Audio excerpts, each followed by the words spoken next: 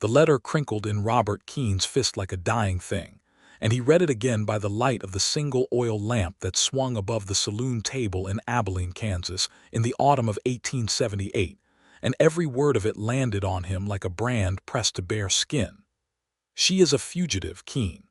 A woman who ran from her obligations, from a lawful contract, from the man who paid good money for her passage and her hand. You will find her. You will bring her back. Alive and unharmed and before the first snow. Fail me and you know the consequence. The letter bore the seal of Cornelius Aldrich, and the consequence in question was Robert's younger brother's debt, $1,700 owed to Aldrich's lending company, a debt that could see Thomas Keene ruined, imprisoned, or worse. The trap had been perfectly designed.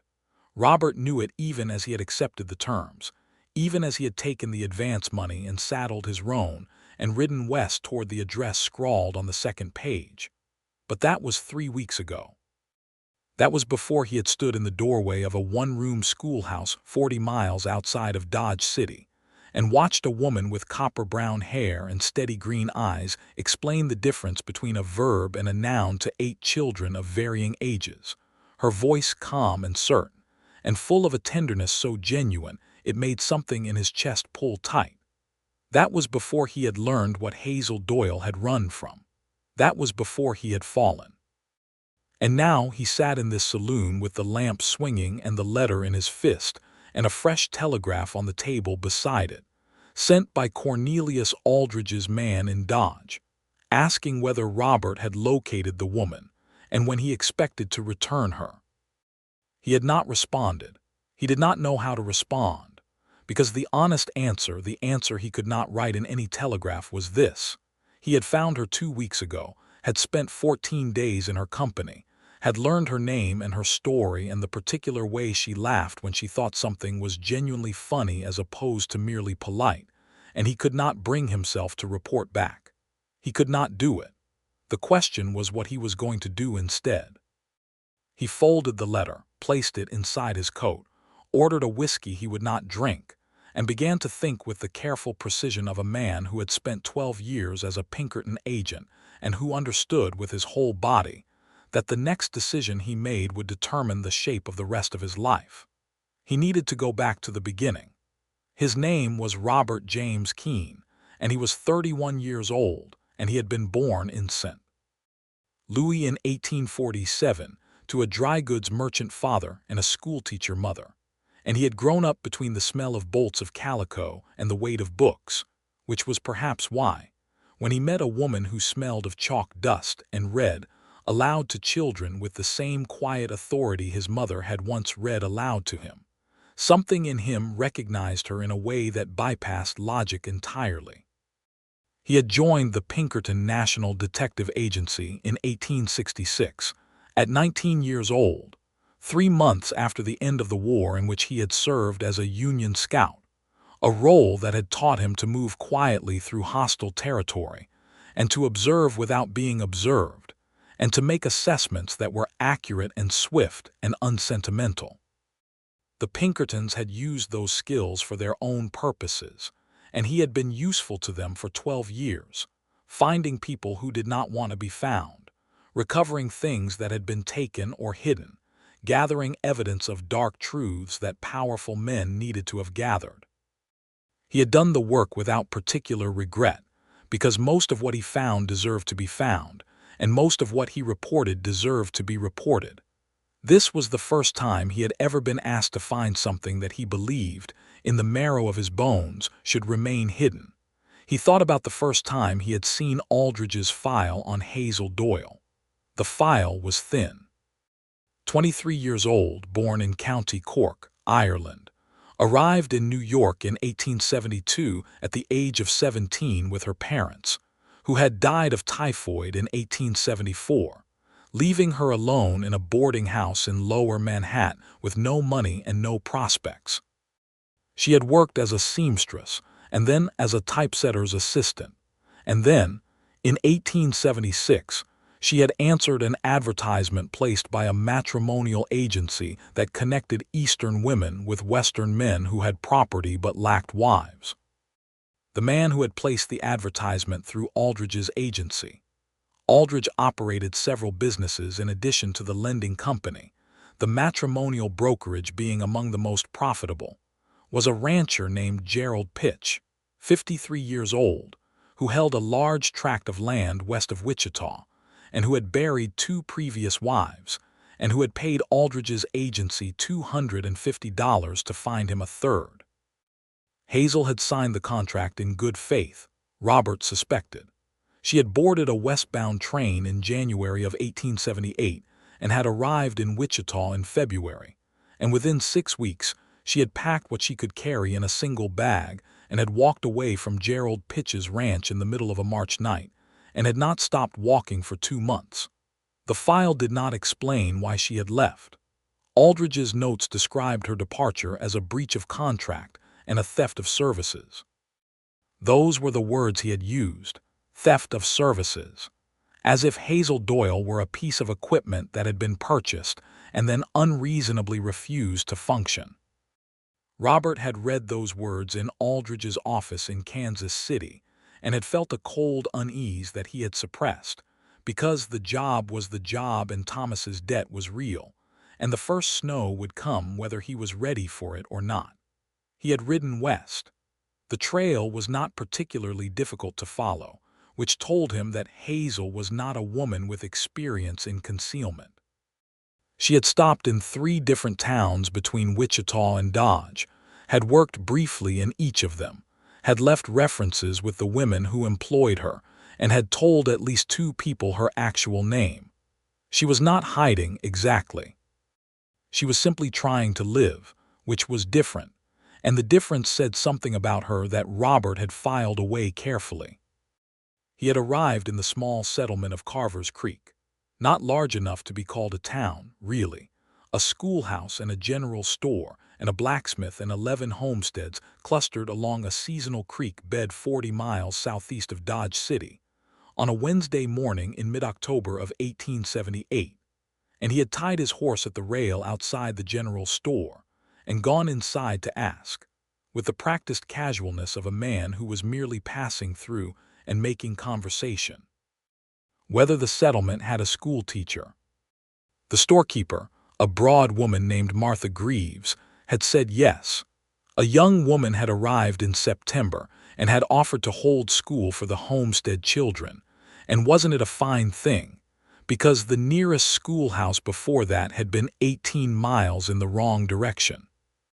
Robert had thanked her and bought a tin of tobacco he did not need and walked the 200 yards to the schoolhouse, which was a low structure of pale timber with a single window facing east to catch the morning light, and had stood in the open doorway and had looked inside. And there she was.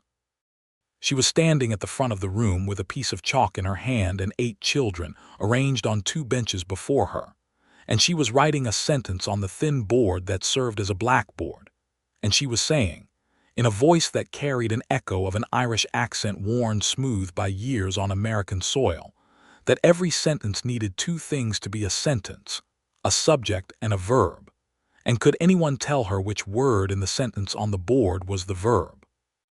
A small boy in the second row raised his hand with enormous confidence and said the verb was sky. She did not laugh at him. She said, "The sky is beautiful, that's true, but the sky isn't doing anything in this sentence, is it? What's it doing?" "Being beautiful," the boy offered. "And what word tells us that?" A pause. Then slowly the boy said, "Is." "Is," she agreed and wrote a circle around it with such evident satisfaction that the boy sat up straighter, as if he had accomplished something rather than being guided there, which Robert supposed he had. She had not noticed Robert in the doorway. He had stood there longer than was professionally advisable, watching, and then he had made himself step back and go away and come up with a plan that was not simply staring at her until she noticed him. The plan he had arrived at was not, in retrospect, a plan he was proud of, because it involved lying, and he was a man who had always preferred a certain operational honesty, a preference for saying the truth in a framing that served his purposes without actually falsifying it. But the situation called for something different, because if he told Hazel Doyle immediately that he was a Pinkerton agent sent by Cornelius Aldridge, she would be gone before midnight, and he would spend the rest of the winter hunting her across the frozen plains. So he told her, when she came out of the schoolhouse at midday and found him waiting near the creek with his horse and a question about whether the settlement had a doctor, which it did not, that his name was Robert Keene, and he was a traveler heading toward Colorado who had developed a troublesome cough and wondered if he might rest nearby for a day or two.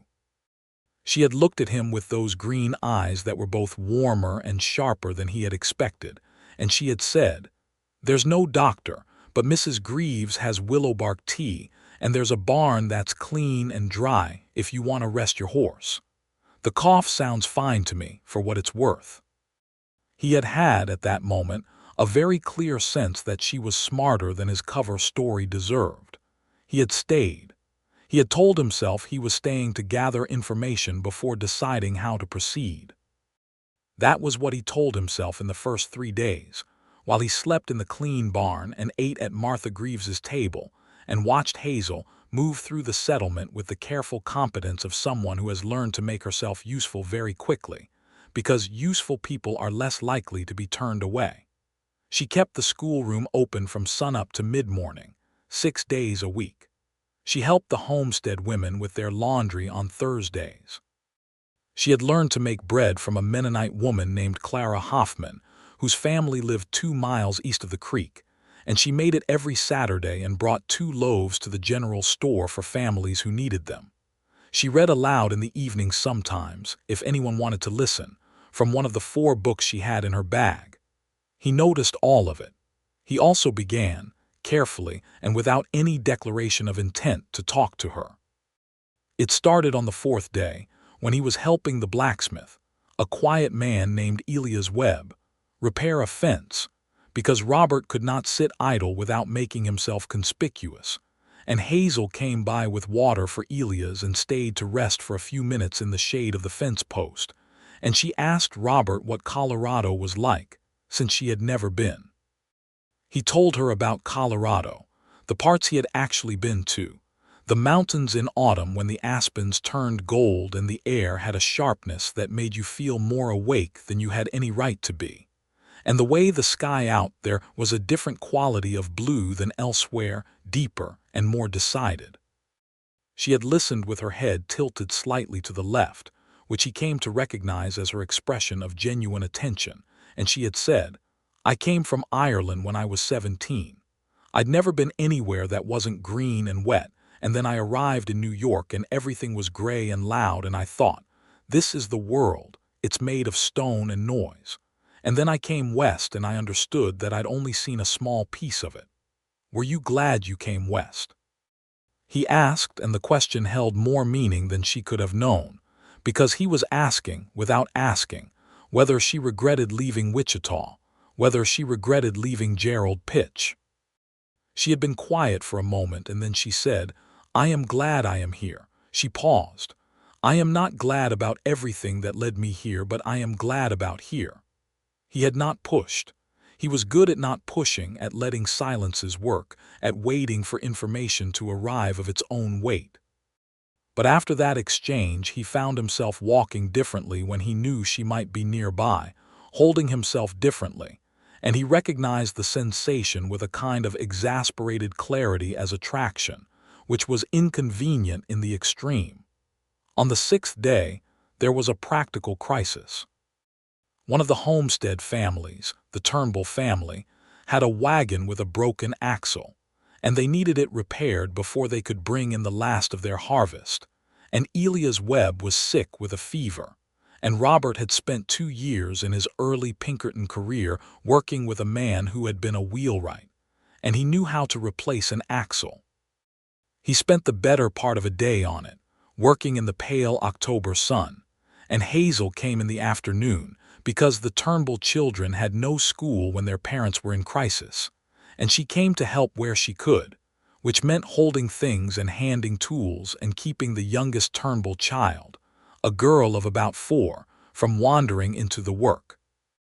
They worked side by side for 2 hours without particular conversation, and there was something in that, in the ease of working alongside someone without needing to fill the silence, that Robert found unexpectedly significant. When the axle was repaired and the wagon rolled, Mrs. Turnbull wept with relief and pressed bread and a jar of preserved peaches on both of them, and Robert and Hazel walked back toward the creek with their arms full, and the late afternoon light came across the plains at a low angle that turned everything to bronze, and Hazel looked sideways at him and said, "You're a strange sort of traveler, Robert Keene. Most travelers travel." "I've been known to stop," he said. "Your cough is entirely better," she observed. "Clean air," he said. She looked at him steadily, and he had the clear, uncomfortable sense that she was deciding something, and then she said, "Whatever your reasons are for being here, you've been useful and you haven't been any trouble to anyone, and that's more than I can say for most men I've met in this country." He had wanted to tell her then. The words were right there, lined up and ready. "I was sent by Cornelius Aldridge. I am a Pinkerton agent. I have been gathering information about you for the past week, and I am supposed to bring you back to Wichita." The confession was there, available, and he left it where it was, because he was a coward about that particular thing, and he knew it. He asked her instead that evening at Martha Greaves's dinner table whether she had settled into Carver's Creek comfortably, whether she had plans to remain. She said she had plans to remain through the winter at the very least. She said the children needed consistency, and she could give them that. He thought about the first snow and Aldridge's deadline and felt something close to physical pain. On the 9th day, she told him about Gerald Pitch. She did not tell him everything, not at first, but she told him enough. And she told it the way a person tells a thing when they have held it alone for a long time, and finally found someone who seems both trustworthy and genuinely curious. They were sitting on the step of the schoolhouse after the children had left for the day, and she was sharpening the nib of a pen with a small knife, and she said, out of what seemed like a connected silence but was actually connected to things she had been thinking about all day, "The man I was contracted to marry, I won't say the word marry properly, because what we did was not a marriage by any honest definition. His name was Gerald Pitch." Robert said nothing, and kept his expression neutral with the specific trained neutrality that was one of the skills the Pinkertons had sharpened in him. She said, "He had a large ranch and he was not poor, and the agency made it sound as if the arrangement would be one of mutual benefit, that I would have a home and security, and that he would have a companion and help with the household." She paused. What he wanted was a servant he could not dismiss, because he had already dismissed 2 servants for refusing to do certain things, and he thought that a wife, by contract and by law, could not refuse. Robert felt a cold, slow anger move through him. He believed, she said carefully, that he had purchased something complete, that my will and my preferences were included in the price. Hazel. He said her name before he could stop himself, and the way he said it, low and careful and with an edge of something urgent underneath it, made her glance at him. "I left," she said. "I left before it became worse than it was, because I had sense enough to see what was coming and courage enough to act before I was too afraid to act. I took only what I had brought with me and I left." She returned to sharpening the pen. "Aldridge's agency will say I broke a contract. And I suppose in the law's eyes I did, but the contract was a trap and traps do not deserve to be honored." He said, "You were right to leave." She looked at him again, and something in his voice must have carried more than he intended, because she studied him for a moment with an expression he could not fully read, and then she said, "You sound as if you mean that in a way that goes beyond simple agreement." "I do," he said. He could feel the confession pushing at him from the inside, the hidden motive of his presence pressing against the honest man he had always, fundamentally, been, and he made a decision in that moment that was not the final decision but was a step toward it. He would not report back today. He would think. He would give himself more time. He knew, even as he made that decision, that more time was dangerous, because more time meant more of her, and more of her meant the thing that was already happening would happen more completely, and he was not at all certain he could afford that. He had been wrong about being able to afford it, as it turned out, but he had been right that more time was the only thing that mattered. On the 11th day, there was a different kind of crisis. A man rode into Carver's Creek from the direction of Dodge City, a man Robert did not recognize, which was significant because, by that point, Robert knew everyone in the settlement by sight and name. The stranger was heavyset and wore a coat that was too new for the West, and he asked Martha Greaves in the general store whether anyone had seen a young woman named Hazel Doyle. And Martha, who was a protective woman by nature, said she had not heard of any such person, but the man left a card with Gerald Pitch's name printed on it and said there was a reward for information. Robert heard about this from Martha, who told him over supper with a meaningful look, because Martha Greaves was a clever woman who had noticed in the past 11 days that Robert watched Hazel the way a thirsty man watches water. "I take it," Martha said, "that the young woman in question is our school teacher." Robert considered his options for approximately 3 seconds. "Yes," he said, "and you know about this." "I do. And are you going to tell me that you're one of the men looking for her?" He met Martha's eyes and said, "I was sent to find her. I am not going to send her back." Martha was quiet for a long moment, and then she said, "You had better tell her." He had known that. He had known it since the first day, and he had been wrong to delay. And he went to find Hazel that same evening after supper, in the small room behind the schoolhouse where she slept on a narrow cot with her 4 books on a crate beside it, and a candle that she burned for an hour each night because she could not sleep without reading. She was sitting on the cot when he knocked, and she called for him to come in, and she had a book open in her lap, and she looked up at him with the easy expression of someone who was not expecting a conversation that would change everything. He stood in the doorway and he said, "I have to tell you something, and I need you to hear it all the way through before you respond." Her expression shifted. The ease went out of it and something careful came in. He told her. All of it.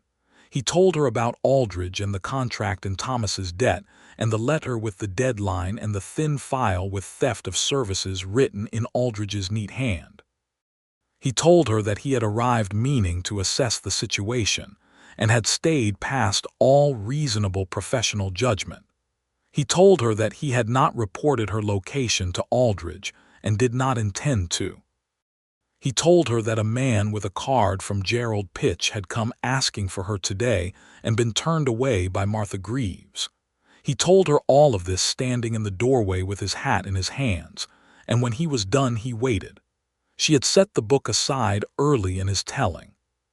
She sat very still on the cot, her hands in her lap, and her green eyes were steady on him with an expression he found impossible to categorize, because it was not one emotion but several arranged in layers, and the top layer was a kind of cold, deliberate control, and beneath it something that flickered.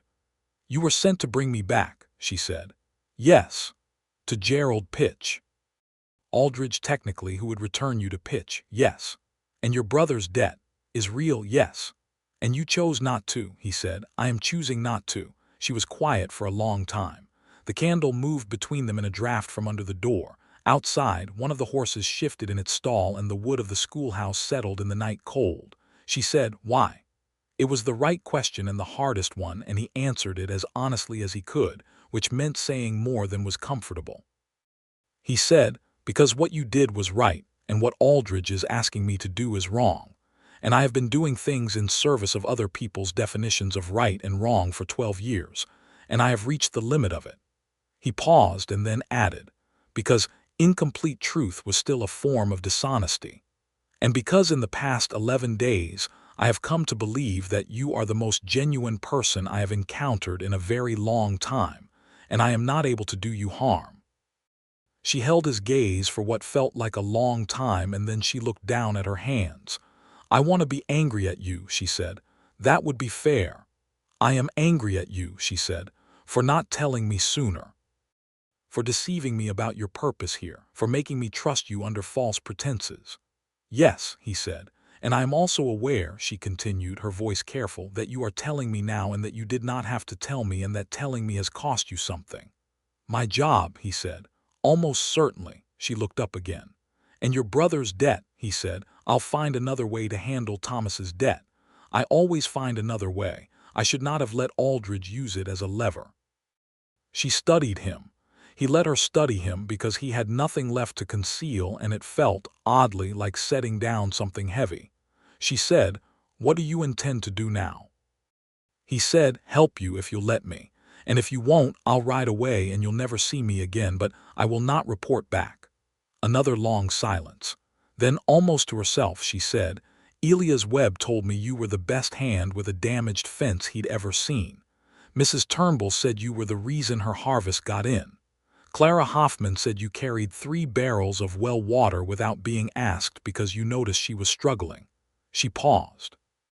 "A person can learn things about a man from what other people say when they don't know they're being informative," he said. "I wasn't performing any of that." "I know," she said. "That's what I mean." She picked up her book and set it on the crate and blew out the candle, which was not what he had expected, and in the dark she said, "Go sleep in the barn, Robert Keene. We'll talk in the morning. And don't vanish in the night, because if you vanish I will have to decide whether to trust my own judgment again, and I've been doubting it since February." He went back to the barn. He did not sleep. In the morning, she was already at the schoolhouse when he arrived, and the children were there, and he sat on the step outside and listened to her teach, which had become one of his favorite things. The rhythm of her questions and the children's various responses, and the particular note of warmth in her voice when a child arrived at understanding. When the children left, she came to the door and looked at him on the step and said, "Can you ride to Dodge City without anyone from Aldridge's agency knowing you're there?" He said, "Probably." "Why?" Said, "Because the man with Gerald Pitch's card will have sent a telegram by now, and Aldridge will know I'm in this vicinity, and that means we have a limited amount of time before someone else comes who isn't as easy to turn away as a stranger at a general store." He looked up at her. "You're thinking strategically." "I've been thinking strategically since March," she said. "I've been surviving on it. The question is what the best move is now." He said, "Tell me what you know about Aldridge's operation." "All of it. I have some knowledge from the inside, but you may know things I don't." She sat down on the step beside him, close enough that he could have reached out and touched her arm, and she told him everything she knew about Cornelius Aldridge's matrimonial brokerage, which was, as it turned out, more than Robert had known, because Hazel was the kind of person who paid attention and filed things away and connected them. She had met briefly in Aldridge's Kansas City office when she signed the original contract, 2 other women who were also signing contracts, and she had spoken to them, and she had learned that neither of them knew the specific men they were contracted to, that the contracts were binding in ways that were difficult to challenge legally, and that Aldridge took a significant portion of the money regardless of whether the marriage was eventually formalized. She had also, in Wichita, spoken with the wife of a lawyer who had told her that there were questions about whether these brokerage contracts were actually enforceable in Kansas law, because they predated some of the more recent territorial statutes, and that a competent lawyer in Dodge City named Franklin Marsh had made this argument successfully in a related case the previous year. Robert listened to all of this and felt the shape of something useful forming. He said, "Franklin Marsh, you're certain?"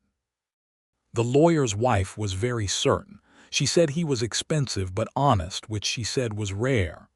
Robert stood up from the step. He said, "I need to ride to Dodge City." She said, "What are you going to do?" He said, "I'm going to deal with the debt and the threat at the same time if Marsh is as good as reported. But first I need you to tell me one thing." She waited. He said, "Do you want to stay in Carver's Creek? Is this where you want to be, or is it simply where you've landed?" She thought about this with the seriousness it deserved. Then she said, "I want to stay. I want these children to learn to read and write and figure numbers. I want to stay." He nodded. He said, "Then that's what we're working toward." He rode to Dodge City. Dodge City in October of 1878 was neither the wildest nor the tamest it had ever been. It sat at the bend of the Arkansas River, and held a complicated collection of cattle operations, saloons, hotels, a newspaper office, several churches that coexisted with varying degrees of civility, a marshal's office, and a growing number of permanent residents who were trying to build something lasting out of the temporary energy of a cow town. Robert had been there before and knew its particular rhythms, the way the Front Street saloons filled after dark and the residential streets north of the tracks were a different world entirely. He found Franklin Marsh's office on 2nd Avenue, above a dry goods store, and climbed the outside stairs and knocked. Franklin Marsh was 50 years old, compact and alert, with the kind of careful eyes that sorted information quickly. He read people the way Robert read them, and he read Robert in approximately 30 seconds and said, "You're not a client in distress. You're a man with a problem that isn't his own, or not entirely." Robert said, "Both. I need legal advice on 2 matters. The first is a debt instrument held by Cornelius Aldridge's lending company against my brother in St. Louis. The second is the enforceability of a matrimonial brokerage contract issued by the same company in the state of Kansas." Marsh was quiet for a moment. Then he said, "Aldridge." His tone suggested acquaintance. "Sit down, Mr. Keene." The conversation that followed lasted 2 hours and was one of the most useful Robert had ever had. Marsh was indeed expensive and was indeed honest, and he knew Aldridge's operation with the specific knowledge of a lawyer who had encountered it in court before. He confirmed what Hazel had been told. The brokerage contracts were of questionable enforceability under current Kansas law, particularly when the contractual terms on the employer's side, that being Gerald Pitch, had not been fully disclosed or had been misrepresented, which Marsh suspected was the case in most of Aldridge's placements, based on what he had seen. "Can you argue it?"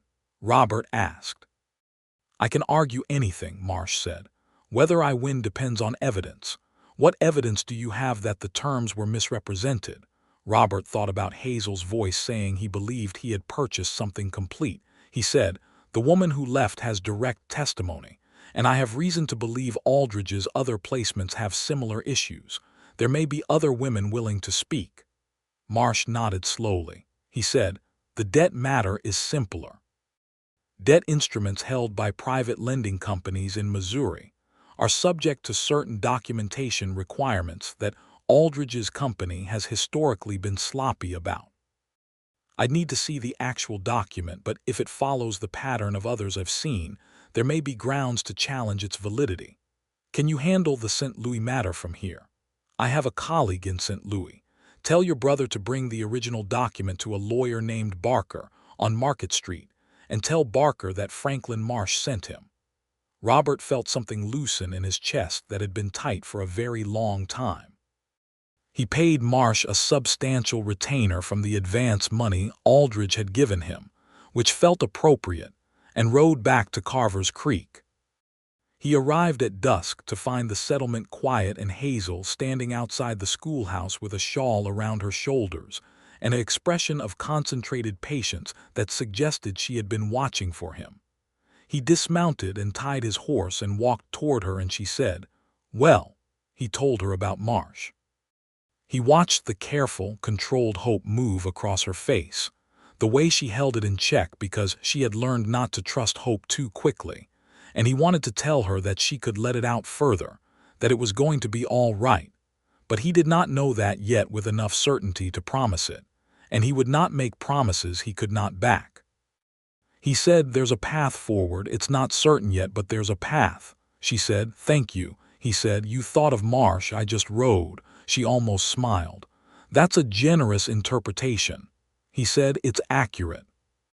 There was a pause in which they stood in the cooling air with about 4 feet between them, and the first stars appeared in the east, and Robert became aware, not for the first time but more acutely than before, of the specific weight of his feelings, which had progressed in the past 2 weeks well past attraction, and were now occupying territory that made him careful about how he phrased everything, because he did not want to add pressure to a situation that already had enough. She said, "Can I ask you something?" "Yes." When you were riding to Dodge City today, did you consider not coming back? He looked at her directly. He said, no. She held his eyes and said, why not? He said, because I told you I would help and I don't break that kind of commitment. A pause. And because the thought of not coming back felt like amputating something. She was quiet for a moment. Then she said, that is either the most romantic thing a man has said to me or the most unsettling. Probably both, he admitted. She almost laughed, and then she did laugh, a small and genuine one, and it did to his chest exactly what he had known it would, which was pull at it in a way he was beginning to accept was permanent. She said good night and went inside, and he went to the barn, and this time he did sleep, but he dreamed about green eyes and the sound of chalk on a board and a woman who had refused to be a purchased thing, and the dream was not frightening but tender, which was its own kind of alarm. In the days that followed, the situation required action on two fronts simultaneously. Robert sent a letter to his brother Thomas in St. Louis explaining the debt, Barker's name and address, and the approach Marsh had recommended, and telling Thomas in plain language that Robert had chosen a different path than Aldridge had commissioned, and that Thomas should be prepared for Aldridge to press harder on the debt as a result, but that Barker would handle it. He also, after a careful conversation with Hazel, sent a letter to Cornelius Aldridge himself. The letter was not what Aldridge had been expecting, which was a report of Hazel's location and a timeline for her return. Instead, it was a formal notice, written in the precise legal language Marsh had helped Robert draft on a second visit to Dodge City, that the brokerage contract entered into by Hazel Doyle in January of 1878 was being challenged on grounds of material misrepresentation of terms by the contracting party, that this challenge was being prepared by attorney Franklin Marsh of Dodge City, Kansas, and that any attempt to forcibly return the contracted party to the custody of Gerald Pitch prior to the resolution of this legal question would be considered an act of coercion and would be reported to the relevant authorities, specifically the marshal in Dodge City, with whom Robert had, in fact, had a brief and clarifying conversation on his second visit. The letter was a calculated risk. Aldridge was a powerful man with resources and with the particular ruthlessness of someone who had built a profitable operation on the exploitation of desperate women, and he would not respond to this letter with good grace. Robert knew that. But he also knew that Aldridge's operation survived on its reputation for efficiency and legality, and a formal legal challenge with a named attorney and a connection to a marshal was a different kind of problem than a simple runaway, and men like Aldridge were fundamentally pragmatic about risk. He sent the letter. And then he waited, and while he waited he remained in Carver's Creek, which nobody had asked him to leave, and several people had implied they hoped he would stay, and he helped where he could, and he talked to Hazel in the evenings when the day's work was done. Their conversations had changed since the night he confessed. They were easier and harder at the same time. Easier because the concealment was gone, and harder because what had replaced it was honesty of a more complex kind. The kind that involved telling someone the actual shape of your life and finding out whether it fit alongside the shape of theirs.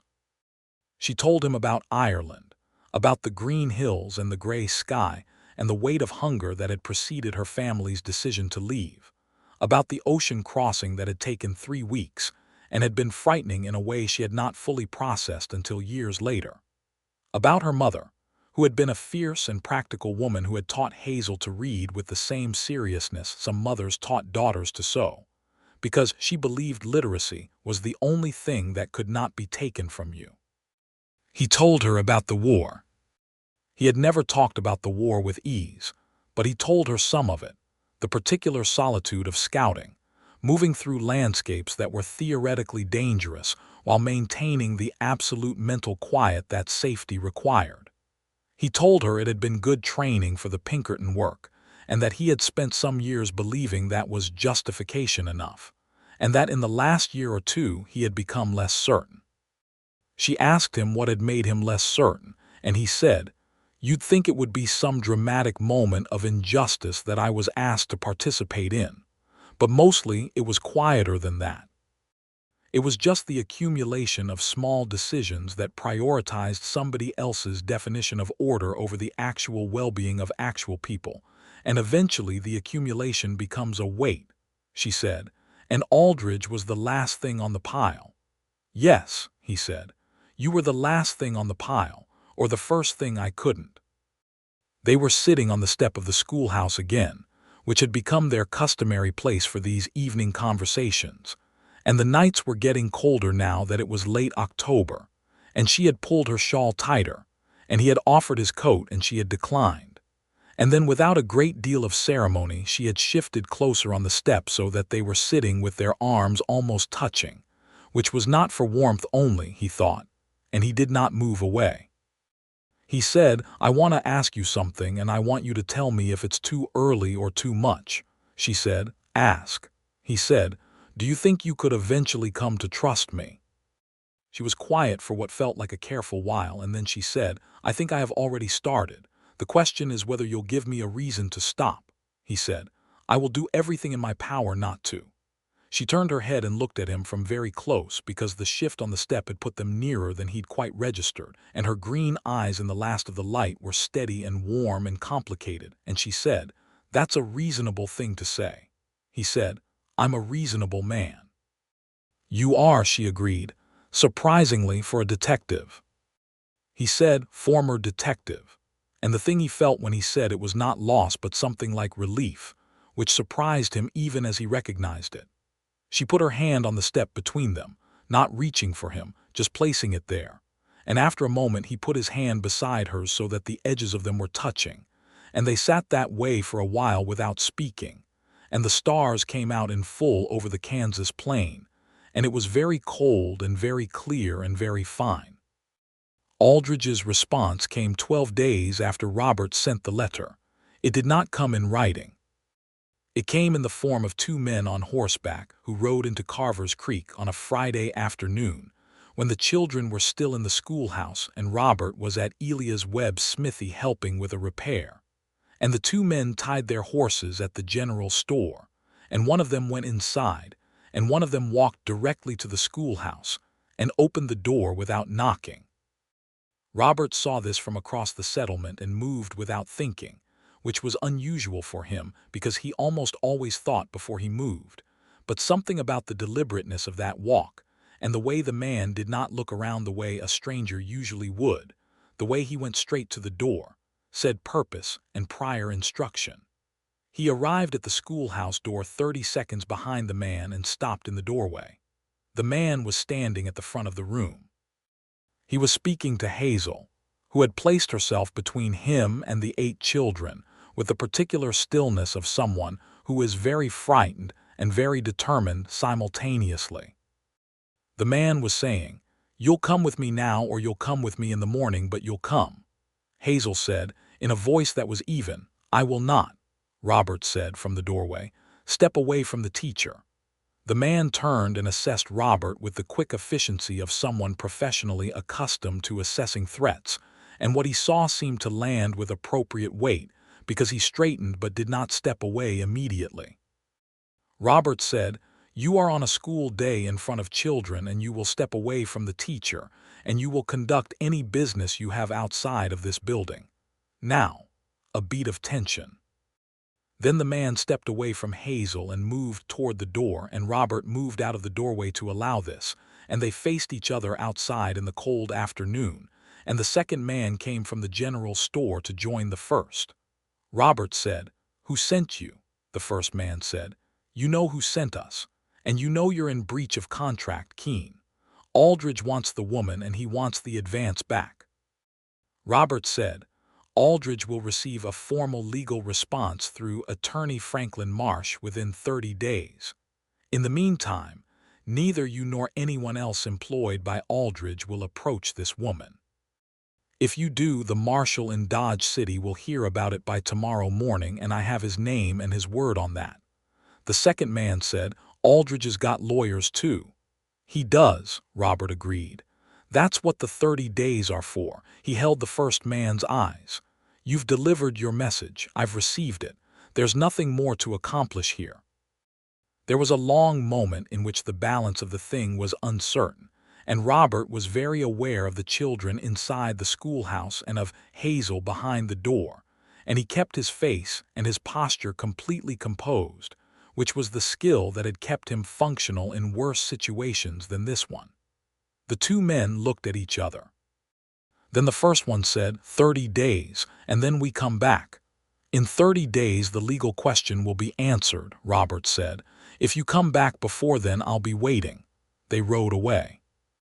Robert stood in the cold yard until they were out of sight, and then he turned and went back into the schoolhouse, and the children were pressed together on the two benches with wide eyes, and Hazel was standing at the front of the room with her hands clasped in front of her and her composure entirely intact, which cost her something. He could see it, the effort it took.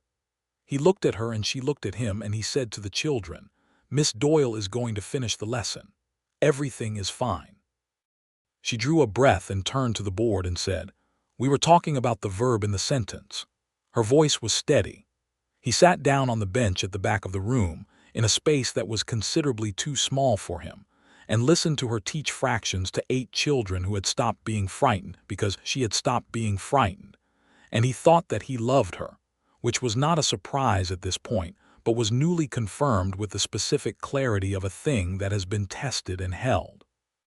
He wrote to Franklin Marsh that evening with a full account of the men's visit and the explicit threat implied by, in 30 days we come back. And Marsh responded quickly, because Marsh was efficient, with a message that the legal challenge had been formally filed and that he had an additional piece of information that Robert needed to know.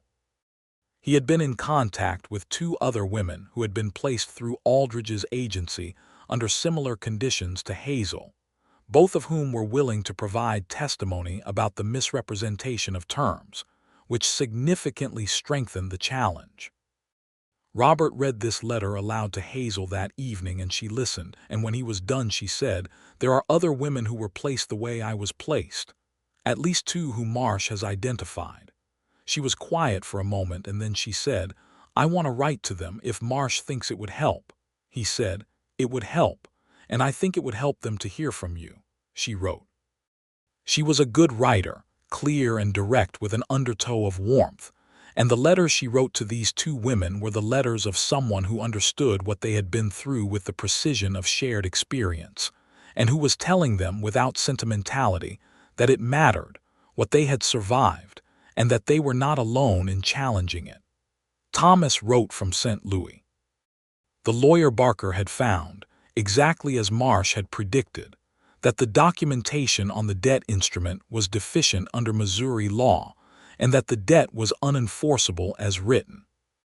Aldridge, confronted with this finding, had offered to settle for $800, and Thomas, on Barker's advice, had counteroffered $400, and Aldridge had accepted, and Thomas had the $400, because it turned out Thomas had been saving quietly for 2 years and had not mentioned this to Robert out of pride, which Robert found both frustrating and entirely characteristic of his brother.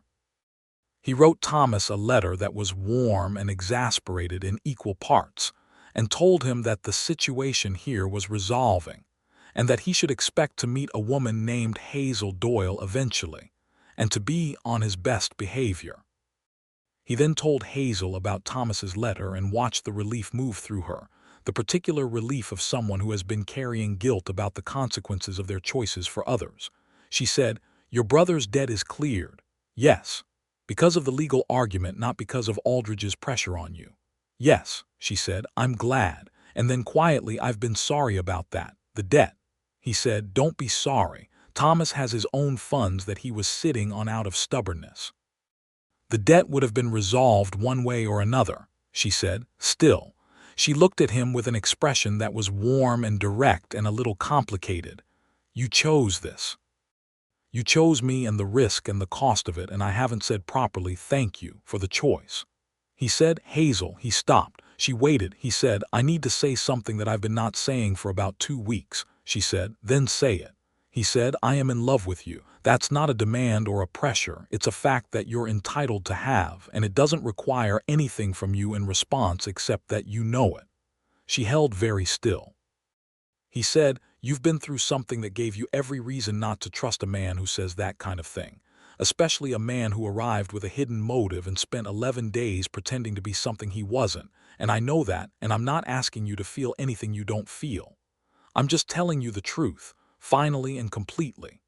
She was quiet for a moment that he tried very hard not to count, and then she said, I know, he said. You know, she said. I've known for a while. I was waiting to see what you would do with it, whether you would use it as a lever the way I'd been taught by experience to expect. She paused. You didn't. You kept doing the thing that was useful and right without making it about what you wanted. He said, that wasn't strategy. I know that too, she said. That's the part that convinced me. He said, convinced you of what? She crossed the small distance between them and put her hand against his face, which was the first time she had voluntarily touched him with this kind of intention, and looked at him very directly and said, that I'm in love with you as well. Which is extraordinary, given the circumstances of your arrival, but apparently my heart is not interested in the irony. He covered her hand with his and stood very still, because he did not want to do anything abrupt, and he said, I think we have time now, she said. I think we do. He leaned forward and kissed her very carefully, and she kissed him back with the same care, and there was nothing performative about it. It was simply true. The way the things she said in the schoolroom were true, direct and warm and completely without pretense, and it was the finest thing he could remember in a very long time. The legal resolution came 6 weeks later, in December of 1878. Franklin Marsh was, as advertised, expensive and honest and effective. The challenge to the brokerage contract proceeded on the grounds of material misrepresentation of the terms of the arrangement by Gerald Pitch specifically. Testimony from Hazel and from the 2 other women Marsh had contacted established a pattern of Aldridge's agency, misrepresenting the nature of the placements and concealing the character and expectations of the contracting men. And while the legal process was not simple, it was, in the end, conclusive. The judge in Dodge City found that the contract Hazel had signed was unenforceable, that Aldridge's agency had failed in its obligation to disclose material terms, and that the contractual framework itself was inconsistent with the dignity and legal rights of the contracting women. It was not a sweeping ruling. It did not shut down Aldridge's operation entirely, though Robert hoped subsequent challenges from the other women might accomplish more. But it meant that Hazel owed Gerald Pitch nothing and Aldridge nothing, and that any attempt to enforce the original contract by coercion would be an unlawful act. Marsh sent the ruling by telegraph and then by letter, and Robert received the letter on a Tuesday afternoon in early December and carried it to the schoolhouse, where the children were just leaving for the day, and waited for the last of them to file out, and then held the letter out to Hazel without speaking. She read it, and he watched it land, watched the thing she had been holding against for 9 months.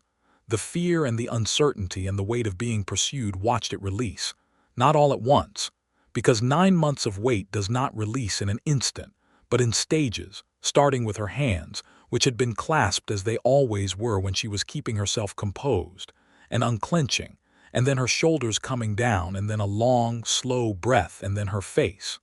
She cried. She had not cried in front of him before, and he suspected she had not cried in front of many people since March, because crying was something you did when you felt safe enough, and she had not been safe enough. He did not say anything.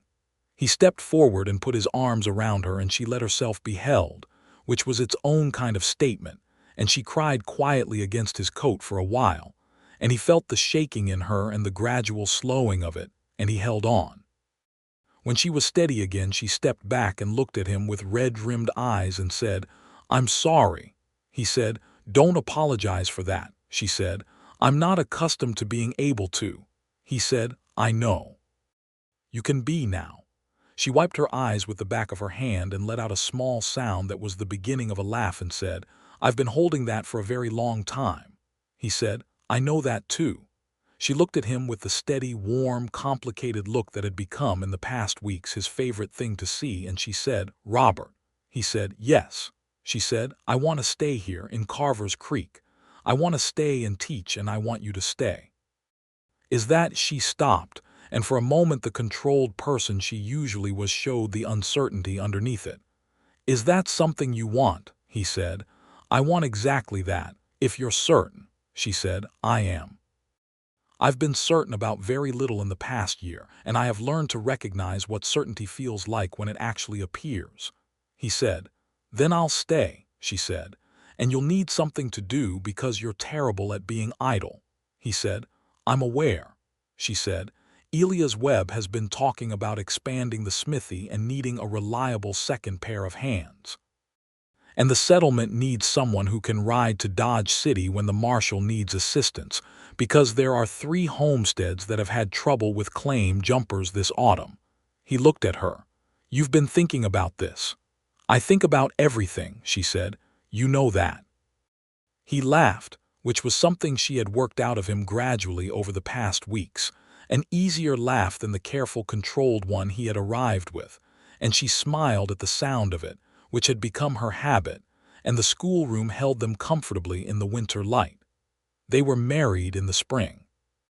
It was not a formal or elaborate affair, because Carver's Creek in the spring of 1879 was a practical place, and both of them were practical people. But it had the things that mattered. Martha Greaves presided with the authority of the settlement's unofficial matriarch. Clara Hoffman made bread, and a cake that was ambitious and excellent. The 8 schoolchildren were present in varying states of restlessness and genuine feeling. Elias Webb stood with Robert because they had become friends over the winter in the quiet way of men who work alongside each other and respect what they find. Hazel wore a dress that was the deep green of an Irish hillside, which she had made herself over the winter evenings from cloth she had saved for, and her copper-brown hair was loose around her shoulders. And when Robert saw her cross the open ground between the schoolhouse and the creek where they had decided to say their words, something in him went very still and very sure. The words they said were simple because they had talked about what they wanted to say and had agreed that simple and true was better than elaborate and performed. He said, "I came here with a hidden motive and found something I hadn't been looking for and could not be dishonest about. I choose you, Hazel. Not as a contract and not as an obligation, but as the person I want to stand next to in every season of this life." She said, "I was a woman who had been taught to distrust certainty.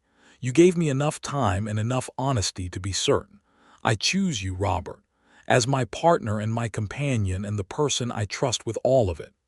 Thomas came from St. Louis for the wedding, arriving 2 days before on a westbound train to Dodge City and then by hired horse to the settlement. And he was 27 years old and had Robert's coloring and considerably less of Robert's restraint. And he embraced his brother with an enthusiasm that made Robert stagger slightly, and he shook Hazel's hand and said, "He wrote me about you." He was very careful about how he phrased it, but I could tell from the 3rd letter that he was completely lost. Robert said, "Thank you, Thomas." Thomas said to Hazel, he once spent 4 days tracking a forged document to a warehouse in Memphis and never complained once about the weather. He complained about the delay in the mail on the way here, though, because of the detour. Hazel looked at Robert with great amusement and said, "Did you?" Robert said, "The road was in poor condition." Thomas said, "He wanted to get here." The celebration after the ceremony was the kind of thing small settlements are good at producing. Food from 7 different kitchens, and a fiddle player from the Hoffman family, and dancing in the open air beside the creek. And the October stars that had been Robert's introduction to this place were replaced by spring stars that were warmer and more plentiful. And the whole thing had the quality of something that had been built slowly and carefully, and was now, finally, complete.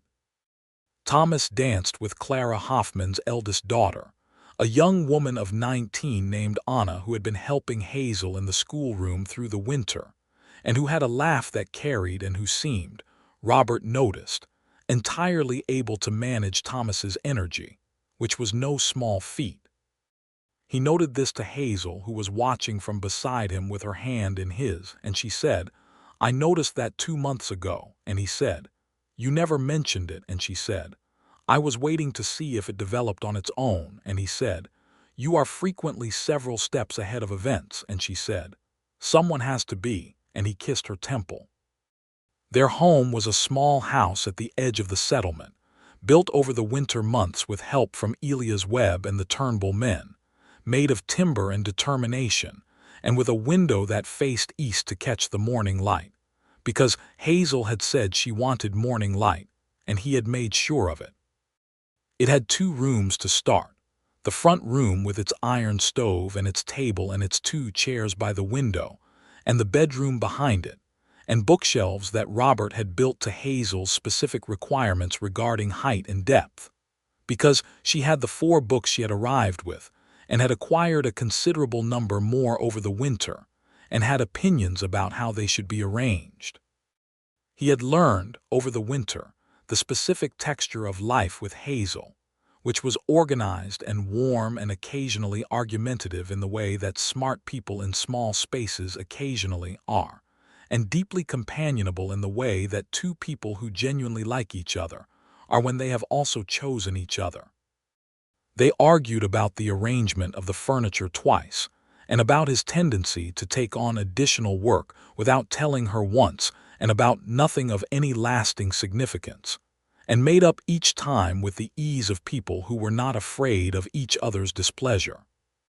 He worked with Elias at the smithy 3 days a week, and rode as a deputy liaison to the Dodge City Marshal's office for 2 days, and on the days Hazel held school, he was sometimes in the back of the room on one errand or another, and she did not ask him to leave, and he did not pretend he wasn't listening, and the children had adopted him as a fixture of the place, an adult who was not the teacher but was connected to her in some way they understood implicitly. In the summer of 1879, Hazel received a letter from Franklin Marsh, informing her that the challenge from the second of the 2 women had been resolved in that woman's favor as well, using the precedent of Hazel's case, and that Aldridge's matrimonial brokerage had been formally investigated by the Kansas authorities and had been found to be operating in violation of several statutes and had been ordered to cease operations in the state. Gerald Pitch had also been found to have made misrepresentations in his original application to the agency, and had been the subject of a civil complaint from 2 of the women. Marsh's letter was businesslike and concluded with congratulations, and a bill for his services that was substantial and entirely worth it. Robert paid the bill, and Hazel framed Marsh's letter and put it on the wall of the front room between the bookshelf and the window, not because she was proud in a boastful way, but because she wanted to see it every day as evidence that the law, when it was wielded with care and honesty, could be used by the people who needed it, and not only by the people who wielded it against them. She also wrote to the 2 other women, as she had been writing to them throughout the legal proceedings, and the letters continued after the resolution, because correspondence was, she said, its own form of community, and women who had been through the same thing needed to know they were not separately invisible. Robert wrote to Aldridge once more, after the legal resolution, not because there was anything practical to communicate, but because he had been thinking for some months about the particular silence that follows the closing of a case, and what he wanted to say was this: the advance money Aldridge had paid him for finding Hazel had gone in its entirety to Franklin Marsh's retainer. He considered this appropriate and wanted Aldridge to know it. He did not receive a response, which was also fine. By the autumn of 1879, exactly 1 year after Robert had first stood in the doorway of the schoolhouse and heard Hazel ask a small boy about the verb in a sentence, Carver's Creek had grown. 2 new homestead families had arrived in the spring. A postal route had been established that came through 3 times a week. The schoolhouse had been expanded, a second room added to accommodate the additional children, and there was talk of making the school official, recognized by the county, which would mean a formal salary for Hazel and a budget for books.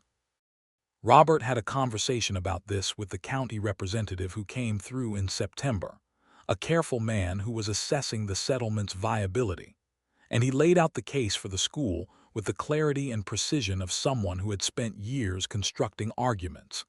And the county representative went away with the impression that Carver's Creek was the kind of stable, functional settlement that county resources ought to support.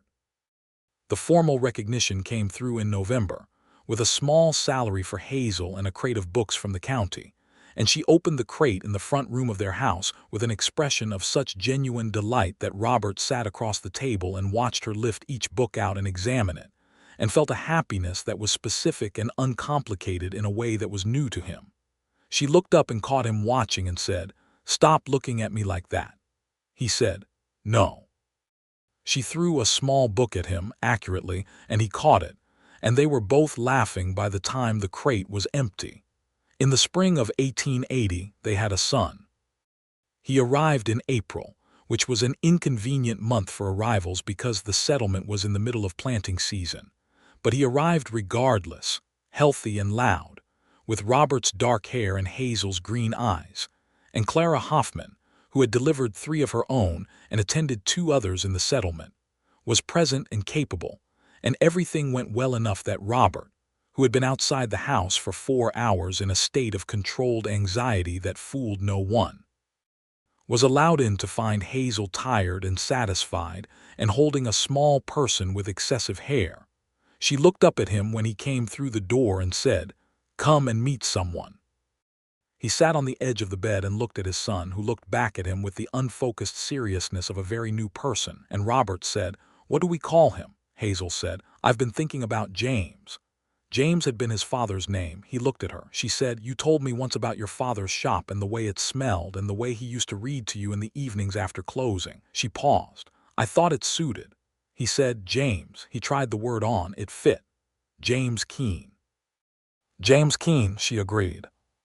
He stayed sitting on the edge of the bed for a long time, and she rested and the baby slept between waking, and the spring light came through the east window exactly as it was supposed to, and the settlement sounds came in from outside, and everything was very quiet and very right. Thomas visited again in the summer, and brought Anna Hoffman a length of ribbon from St. Louis, which she received with a contained pleasure that told Robert everything about how things stood between them. By Christmas, Thomas and Anna were corresponding by letter with a frequency that was obviously deliberate, and by the following spring, Thomas had written to ask Robert's advice about what he should say, and Robert had written back advising him to say the true thing in plain words and not dress it up, which was advice that had served Robert himself reasonably well.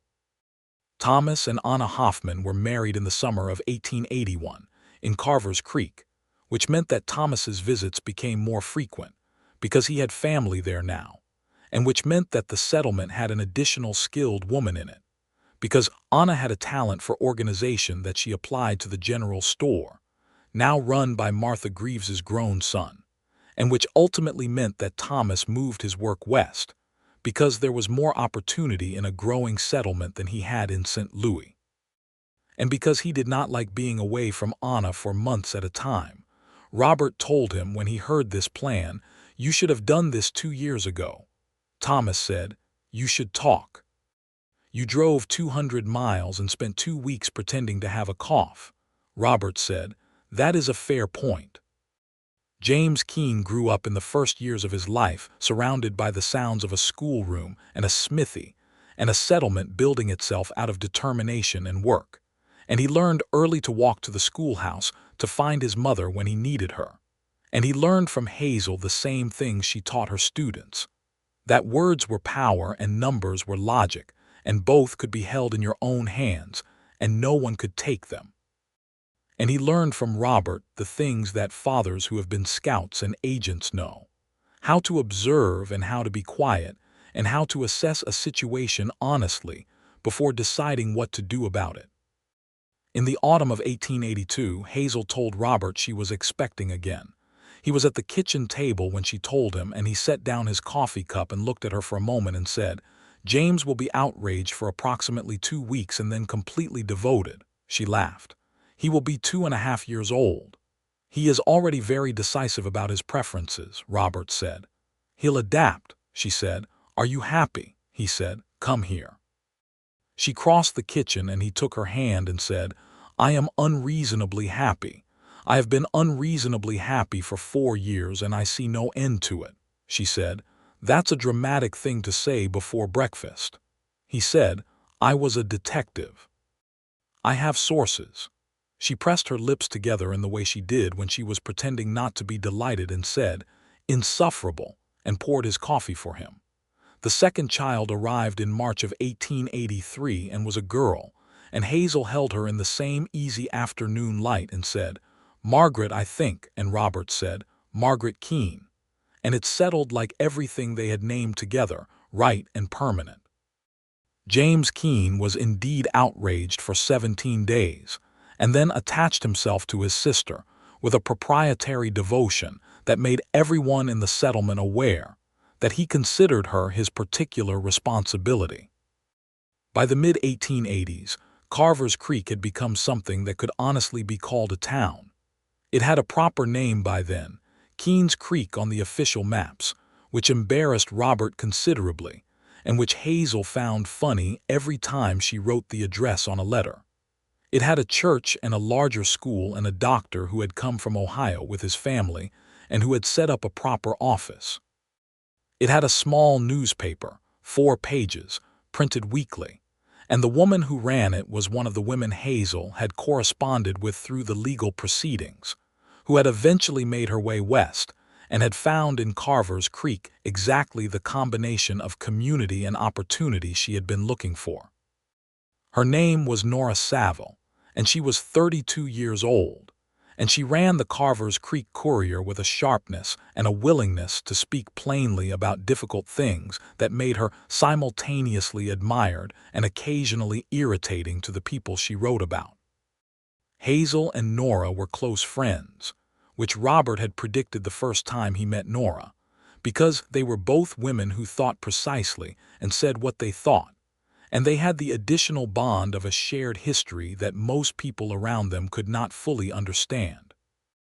Nora wrote, in the spring of 1885, a piece in the Courier about the matrimonial brokerage cases of the late 1870s, a retrospective of how the legal challenges had changed the practices of such agencies in Kansas, and she wrote about it with both journalistic precision and personal experience. And the piece was reprinted in 2 Dodge City papers, and eventually in a St. Louis publication. Robert read it sitting in the front room of their house while Hazel read beside him, and James, who was 5 and had inherited his mother's relationship with books, looked at pictures in a book of his own, and Margaret slept in the next room with the absolute commitment of a 1-year-old. He said when he had finished reading, "Nora mentioned you by name." Hazel said, "I know, she asked me first." He said, "And you said yes." She said, "I said yes. I'm not interested in pretending the thing didn't happen. It happened. I survived it and I challenged it, and the better outcome of it is sitting in this room." He looked at her. She looked back at him with the full steadiness of the woman she had always been, the one he had found in a schoolroom in October of 1878 and could not bring himself to report, the woman who had refused to be a purchased thing and had made herself into something lasting instead. He said, "You were the best thing I ever failed to report." She smiled, the full one, the one that was not managed, that broke open across her face without reservation. She said, "And you were the worst detective and the best man I've ever known." He said, "I'll take it." She leaned over and kissed him on the cheek and went back to her book, and outside the window the plains of Kansas stretched out in the May light, green with early grass, and the sounds of the town came in softly, children's voices and the ring of the smithy, and somewhere the irregular music of Nora Saville's printing press working through its rollers. And the house held all of it the way a good house does, warmly and without effort.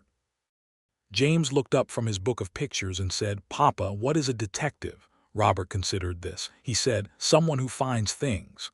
"What kind of things?" "Important things," he said. "The things that matter most." James looked at him with green eyes that were entirely his mother's and said, "Like what?"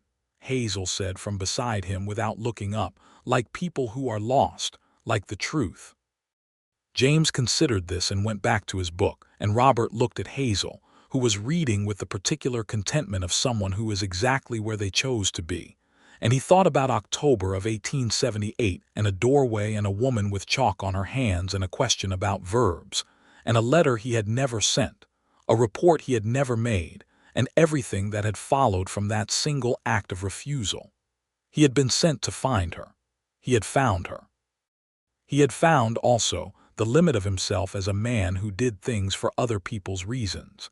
And he had found the shape of his own life, which had been somewhat formless before and was now very clear. And he had found the particular freedom of a choice made against self-interest in service of something true.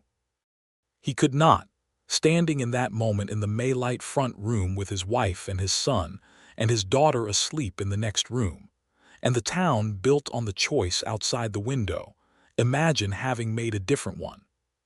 He could not imagine the letter sent, the telegraph dispatched, the roan horse turned east toward Kansas City with Hazel Doyle riding behind him as cargo, back to a man who had called her theft of services and meant it. He could not imagine the life that would have followed that, the continuing work for Aldrich or another man like him, the rooms above saloons and the long miles of tracking, and the careful, practiced observation of other people's lives from a professional distance. He had been good at that life. He had been very good at it. He was better at this one. He thought about Thomas, who was 3 blocks away with Anna and their 2 children, a boy named Edward and a girl named Ruth, and who had built a small freight business that worked the route between Carver's Creek and Dodge City and was expanding. He thought about Martha Greaves, who was still at the general store and would be until she chose otherwise. He thought about Elias Webb, who had expanded the smithy exactly as planned and who had taught Robert more in 5 years about metal and fire, and the patience required to transform one into the other than Robert had learned about anything practical in the preceding decade. He thought about Franklin Marsh, who had retired from his Dodge City practice in 1883 and had written to Robert on the occasion of his retirement to say that the Doyle case remained one of the 2 or 3 he was most satisfied with, not because it was the most legally complex, but because the outcome had been, in the plainest sense, right. Robert had written back and told him he agreed. Hazel set her book down and said, "What are you thinking about?" he said. "The whole of it." She said, "Good things," he said, "all good things." She tucked her feet up under her in the chair and tilted her head in the direction of the east window and said, "It will be warm again next week, apparently." "The Hoffmans said the planting signs are good," he said. "I should help with the Turnbull fence again. The winter was hard on the north side," she said. "They'll appreciate it," he said. "I know." She looked at him with the full weight of 5 years of knowing, which was different from and better than attraction and different from and better than falling, which was the word he always privately used for what had happened to him in October of 1878, fallen being the word for the thing that happened before you could stop it, and knowing being the word for everything after, the deliberate, daily choosing of the same person, which was its own kind of falling, but with the ground beneath it. He said, "Hazel," she said. "Yes," he said. "I love you," she said. "I know," and then, because she was Hazel and could not let a straightforward statement go entirely unexamined, "I love you too, obviously." "Obviously," he agreed. "Since approximately the 12th day," she said. He said, "The 11th." She raised an eyebrow. "You counted."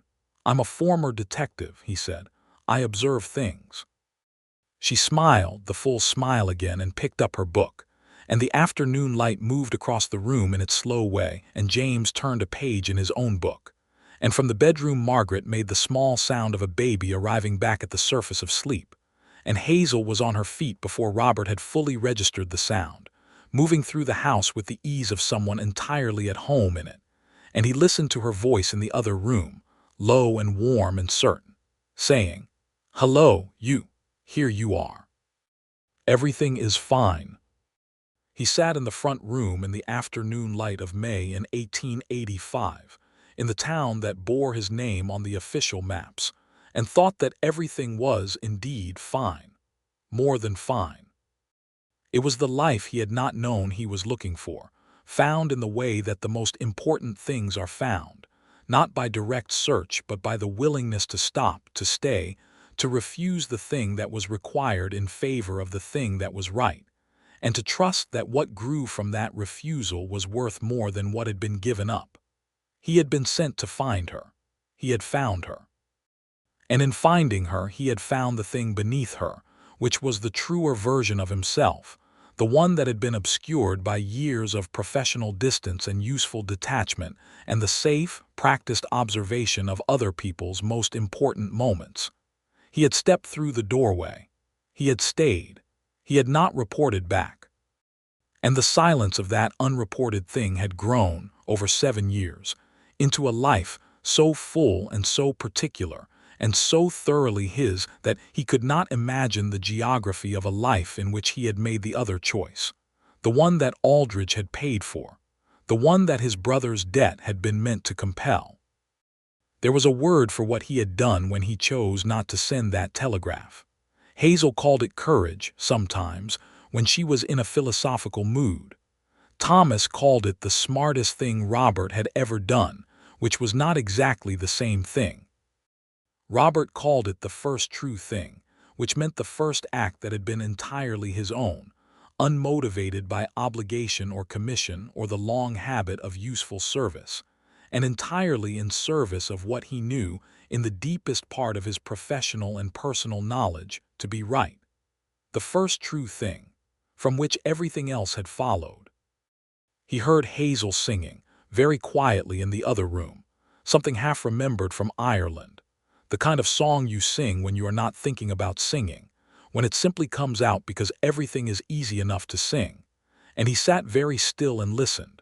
And outside the May light moved, and the town moved, and the long grass of the Kansas plains moved in its wide sweep toward the horizon, and everything was, completely and finally, fine.